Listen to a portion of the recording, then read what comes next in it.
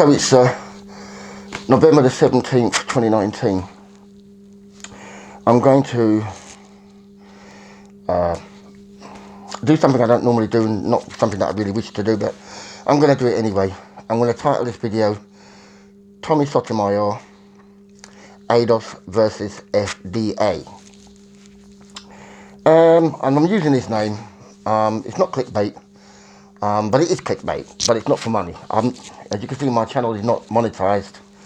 And I think in my broadcast I'll be doing something different. I'm not a jokester, he's a comedian. And I'm a fan of his and I like his show, but I thought I'll address him first, and then I'll address what's been going on with me and my masters, and to the meat of the subject, which is ADOS versus FDA, my view. Now, the other day I was listening to a broadcast from Tommy Sotomayor, where a young man named Benex, articulate, seems to know what he's doing, had a panel. Tommy was on the panel. And there was a guy that, for some reason, it must be in the water or the chicken they eat, African American men, including Tommy Sotomayor, are very thin-skinned.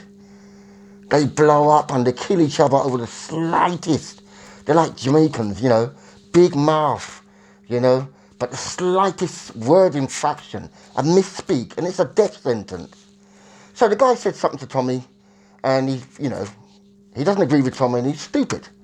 The guy jumps on the panel. He says something that's got nothing to do with anything, right? He showed the world his emotions. He showed his lack of intelligence.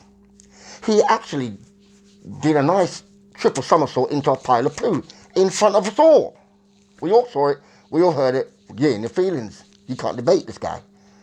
Rather than Tommy take the high road and say, well, look, Benex, if you can't get this guy off, I'm coming out of the show because that's uncalled for, or let's start the show again and without him, right? But this kind of bear baiting foolishness, come on now, that's high school stuff, name calling. No, Tommy didn't do that. No, Tommy didn't do that. No. Tommy always wants the last word. Very childish. It's part of his charm, I guess. But it's a double-edged sword. Because one, it lacks maturity. Two, Tommy doesn't know when to. And it's all the ego out there. Come on, roll up on me then. Come on then, do it. Don't just. I'm saying this for one thing. I fear for you. Not that I agree with what you're talking about with the female. I'll go further. As you're going to see in this, I use the data. I stand by the data, right? The female, generally, across the board, is inferior to the male. Oh yeah, physical, no, and mentally, right, and morally, right? I'll break all that down in another video, so I go further, right? And I fear not, the data will back me up. It's strange in today's world how facts, history, and current events are denied by the left, but there you go. Stop goading trolls. Stop it. Your guilty pleasure, I like to listen to you, I like to lift my spirits up or get the news and all the rest of it. I like your comedy skits and some of the songs that you come off the church, off the dome, great. I'm just telling you once. It's the one time I'm telling you. And you may say, nigga, who are you? I live in a small flat. I'm in £40,000 worth of debt. Call it what you want, I'm a debt slave, right? I don't know you, but I know you because you told us all about you. So take my foolish advice, as my aunt used to say. Do not goad people. Not in your country. You do know that they actually roll up and hit you in the back of the head with a slug. And some people don't mind sitting in a cell. You know this. You've seen First 48. Don't do it anymore. Let a man in his feelings, drop it, don't roll around and do the two, because you did a pirouette into it as well. And I was like, oh God. And then the guy on the panel was like, do we have to go here? Tommy, everybody's thinking, Tommy, don't. We like your show, bruv. That's it. You get one from me, and that's it. You can be offended if you want to, but that's the reason why you use your name. Now, at the beginning of the year, I started doing regular videos, but I didn't. And the reason why I haven't, because I'm doing my master's degree. Unfortunately, as none of you have looked at my education video, you don't realise that I put up the data. 80% of UK universities professors are left-wing, ergo neo-Marxist, which means they believe and push this theory of social construction, which says there is no absolute truth. And they say that with a straight face, which is 101 circular reasoning. Because if there is no absolute truth, what you just told me cannot be the truth, ergo you're lying. There's no absolute truth. But in their world, there's no absolute truth to your books, your facts, their history. Only what we say is true. That's the left for you, okay? So I've written 2 essays. One is linked to the conversation I'm about to have regarding ADOS versus FDA, whatever that is. And the other is to do with, well, one of the modules is called Sexuality, Gender and Education. In it, in my assignment, I have quoted from John Hopkins, the head of John Hopkins, written 125 papers published. He's well renowned.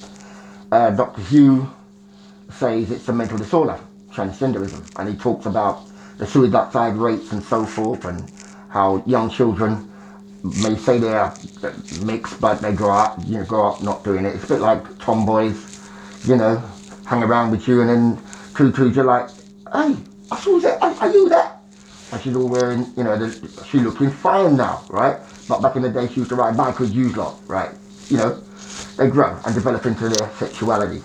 So today, they want to force that and say a tomboy is transgender and go into that.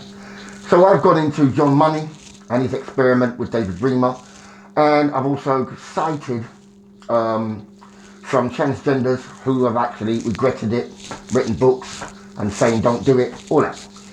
Because they're left wing and they like all this nonsense, they've failed me on it. And I'm like, how dare you fail me on it? Then they're questioning me using the dictionary, a definition of what gender is. And they don't like me using YouTube videos in my essay. And I'm like, bitch, do you mind getting familiar with the Harvard referencing system? Okay? Don't be marking me down because you don't agree with the philosophical argument. Mark me down if I can't write. Mark me down if my facts aren't facts. But don't tell me you're marking me down for abiding by the Harvard referencing system and your bar commentary. It was I don't like you, and I'm marking you down based on I don't like you. Nothing to do with the essay. Nothing to do, no citation of what a grade A, or let's say my essay was grade E, right? That's an outright fail. Or grade D, outright fail. If you're going to say in my essays, put out what constitutes a grade D or E, and say text like this, what you wrote, is what we're talking about. You use colloquialisms. You have no chapter, you have no introduction, no content, and no conclusion. All of these constitute grade D. That's the standard. That's why you don't get a grade C. None of that. It was just biased. So I'm still fuming about that. So what I've done, I've challenged those marks. And because they're biased, the protocol, the procedure, the procedure and how you critique these things, everybody's saying you're not going to win, you can't win, you can't win, you can't win. So on top of all the other studying, I had to study that too. And I'm thinking, wait, within the text, you can challenge an academic decision. The problem is most universities are filled with women. Women just want to say, look, mum, I'm great, Wonder Woman. They're not studying beyond, sorry, it is what it is. So I had to study extra to realise, but you can challenge an academic decision. So when I gave you all those documents, would you mind adhering to it? Because this is where it says I can challenge the academic. So I said I'd give them a month. It's been over a month now, but I'm going to say a month in working days now, because they have to get back to me and they have to up my marks, right? So that I'm on track for this master's. Okay. What's it in? I'm an educator. I'll just say that. right? And I've always been into history, and my shelf there, my shelf there, shelf there, shelf there. That one's feminism.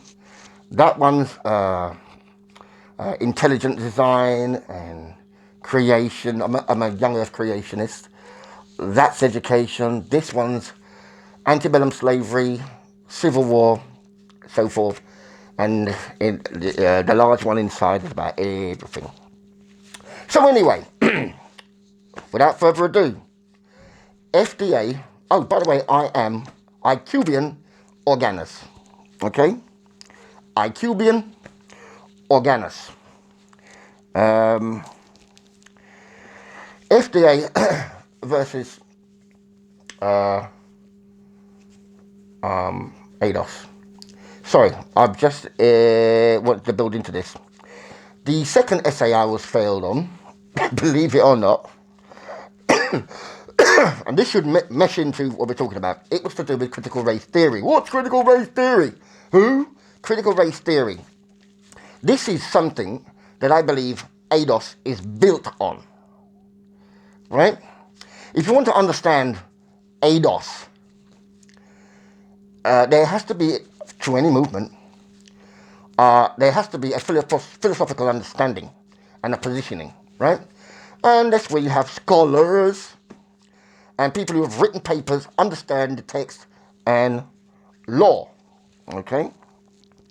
Well, in my essay, I challenge the supposition of the lecturer who says critical race theory, it's popular with educationalists and researchers today. Words to that effect. Well, in my essay, I give the introduction, I give the breakdown of what it is and all the rest of it, and I come to the conclusion, no, it's not popular. It certainly is not popular. What the hell do you think you're talking about? I got marked down. I'm like, who the hell do you think you're marking down? Okay?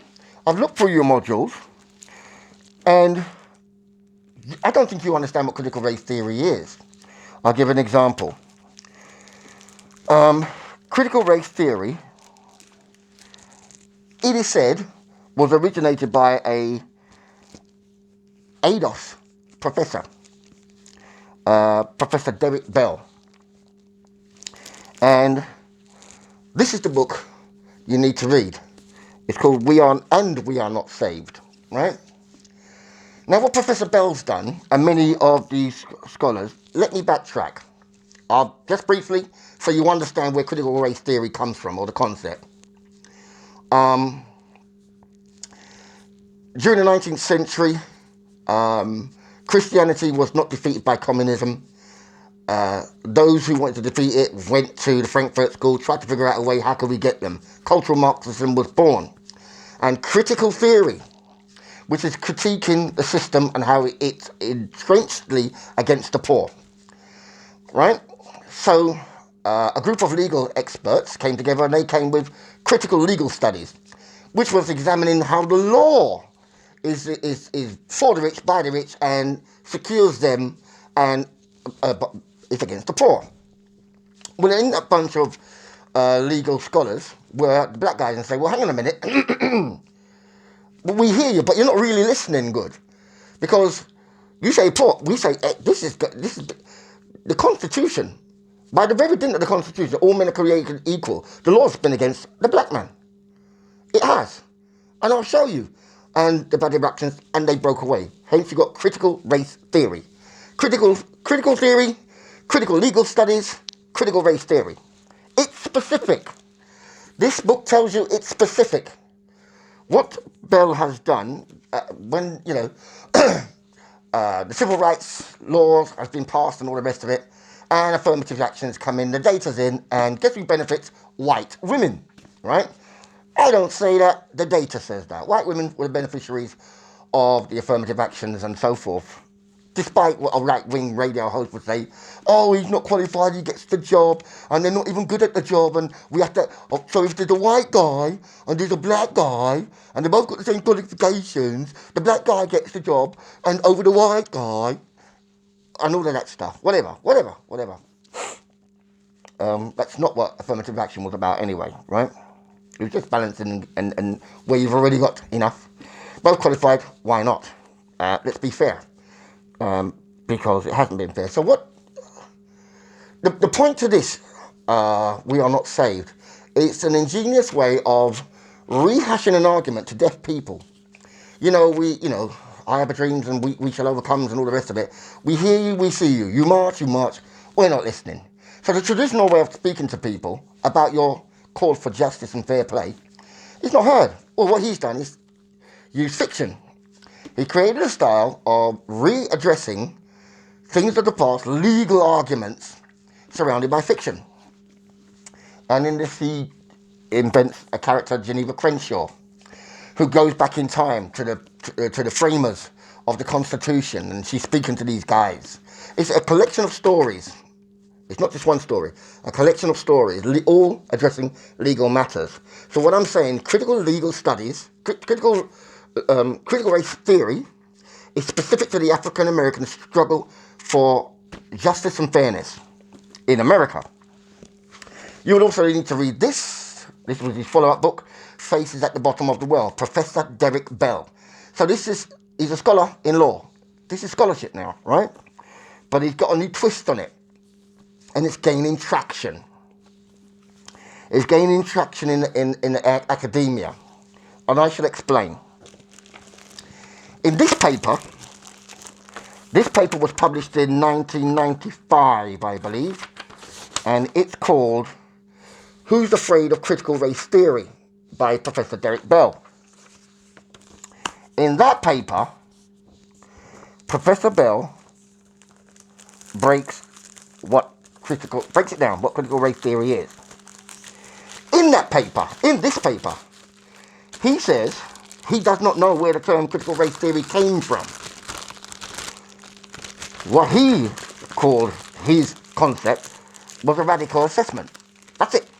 He called it a radical assessment, right? And he reassessed everything and said, I'm going to speak in a different language. Fiction. If that grabs you, then you may understand a bit more. Sometimes, you could paint a picture. Some people are just deaf. They get offended by every word. They get hurt, you know what I mean? You mention white, you know what I mean? Black, you know what I mean? Or they get their dukes up, especially in America. Thin-skinned as, whoa, hoorah, my ass. Anyway, but he accepts the title Critical Race Theory. But regardless, the paper, Who's Afraid of Critical Race Theory, was his response to the Jewish guy, Richard Herrnstein, and the other guy, Charles Murray, who wrote the book, The Bell Curve. And of course, here we go again. Jews beating up on black people. We're the most stupidest, the dumbest class, 15 points behind everybody else. Well, there might be some truth to that when you think of what's going on in the world today.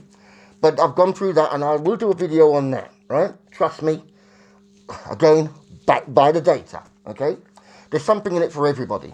And there's a sinister plan going ahead. But I don't call it white supremacy. I'm tired of people talking about white supremacy. I mean, it's their boogeyman. Have it. Sleep with it. Love it. You know what I mean? But,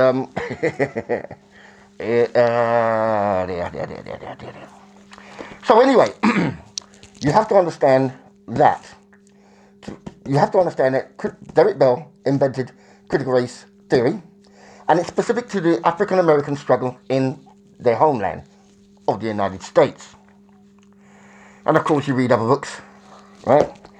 And this was written by an English professor, so he's dealing with critical race theory in education as it pertains to the UK.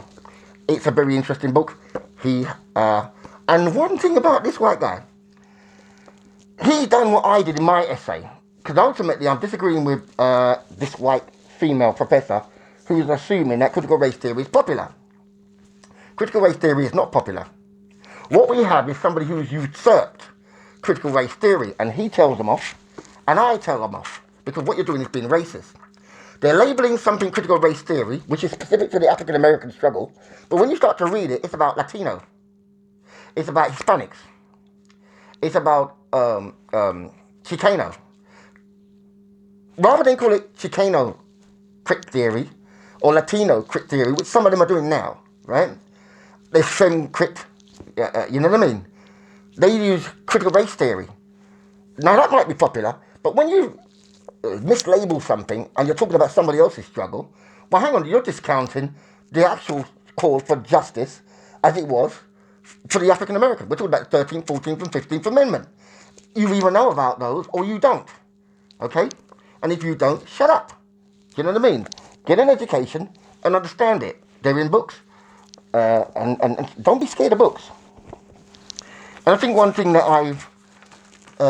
why I'm going to say something about the ADOS versus FDA, whatever that is, right?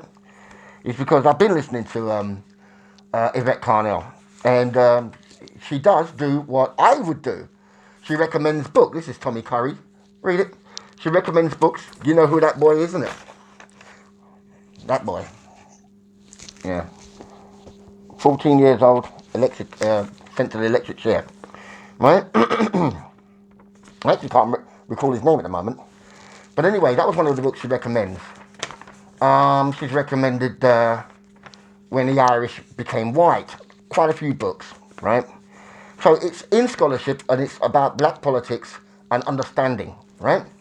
So it's an educational jaunt as well as a critical analysis of what's going on and the positioning of the best way to call for your justice or demand your justice or receive your justice and fairness as should have been from the get-go of the Constitution, right?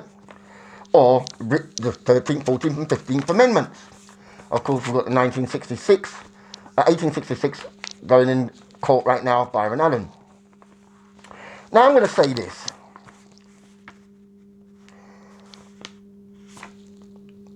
Tariq Nasheed, he's famed for making the documentary Hidden Colours. And he's got the Hidden Colours 1, 2, 3, and apparently there's a 4 and 5 now. I've never watched it. And somebody was arguing with me close to me, saying, oh, you got to watch him, you got to watch him. And I'm like with everybody else, oh, this Hollywood star is the greatest thing since sliced bread. Okay, I'm not rushing to get it. The lady's phone, I love getting it. No. I never rush for anything. In my time, that's when I find that, for instance, I've still never watched The Matrix. I've never watched it. You know what I mean? There's something people think, like, what? You ain't? No. Sometimes when everybody's hyping up something, I move the other direction. Anyway, during the course of time, I've seen some clips of his documentaries. And I'm like, what the fuck are you talking about? And then I realised, who is this guy? So I checked him out. He was a one-time pimp.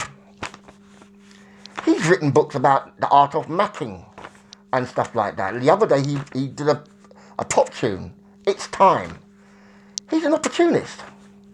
A businessman, if you want. But he's you dig? He's an opportunist. And there's nothing sincere about him at all. And I was aware, maybe even seen the show when him and Tommy Sotomayor were having a conversation. Tommy Sotomayor asked him about why his videos hadn't featured the Jewish angle. And he lost his rag. He lost his rag so much. Just mentioning, they were having a good conversation. It was just a by the by, any reason why, there's not been any mention of the Jew. And he lost it, and Tommy Sotomayor became Crispy the Puppet, ashy face. It was all this disrespect. This is the man who's supposed to be pro-black, and he's taking the piss out of Tommy's skin colour. Then I realised, you disgust me, and I'm not going to watch your films.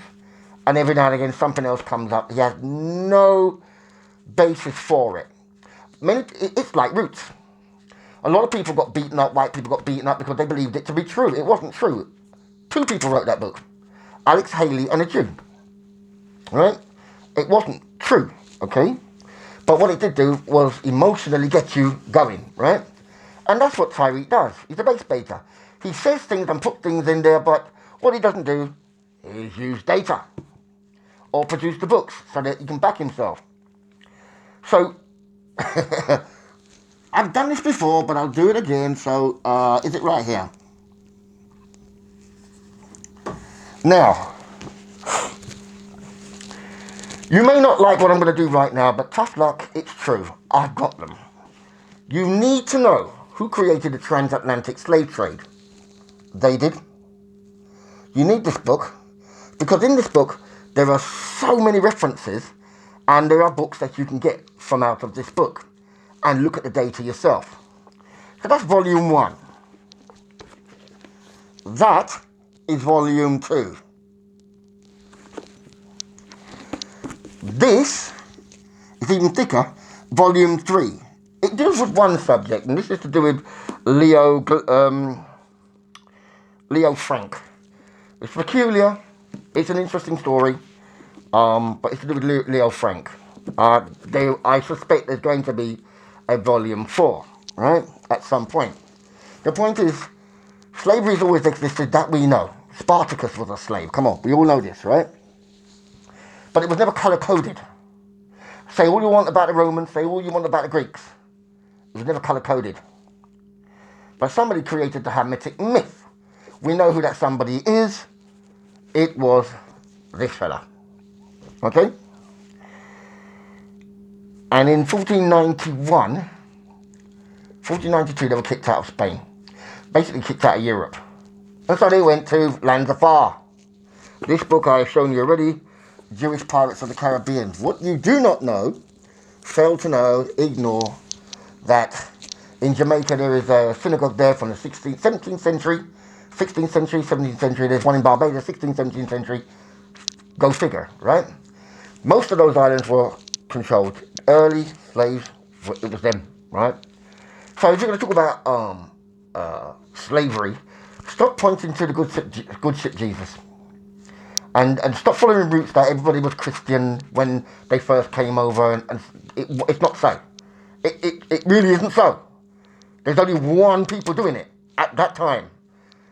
Even chattel slavery's got its golden age for the slave master, and it's got its I would argue, even at the outset of the Civil War, it's a dying institution.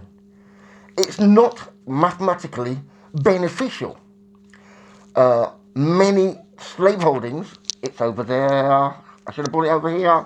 Frederick Olmsted. Oh, yeah. Here's a book. You see, I don't just talk. I actually do the research. Now, why would an Englishman, me, English, do all this? Because I'm a historian. And we don't have enough. We don't have enough scholars. We don't know how to reason. We're too thin-skinned. It becomes fashion, and everybody wants to kill this thing. This is the book you should read. By Lachlan Seabrook. Very good book. He's a southerner. But we have to understand the Yanks won the war. They tell their own story. I'll give you an example. And don't get me wrong, this is to do with FDA versus ADOS. But I'm giving you a broad understanding. At least I know what I'm talking about.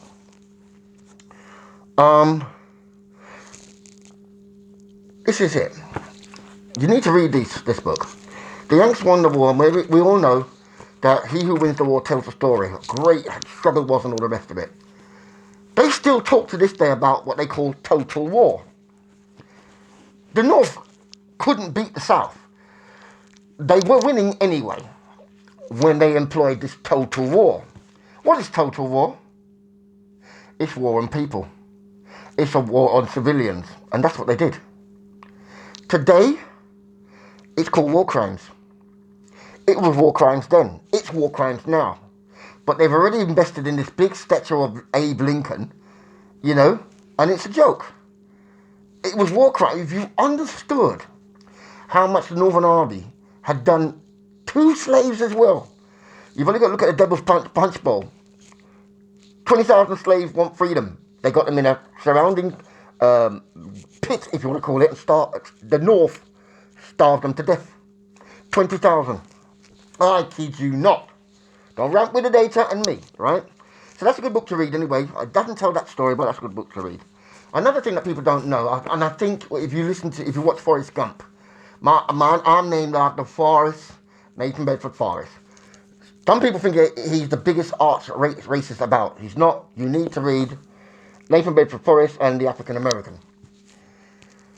He rode with about 40 black men, 40 blacks, and 7 was in his personal bodyguard. I kid you not. I tell you what, this had a badass. He was the badass of the Civil War. This guy's story is amazing. Really, truly amazing. It's the stuff of legend. You talk about your Wyatt Earps. You talk about, you know, aces and eights when them Bill Hickok.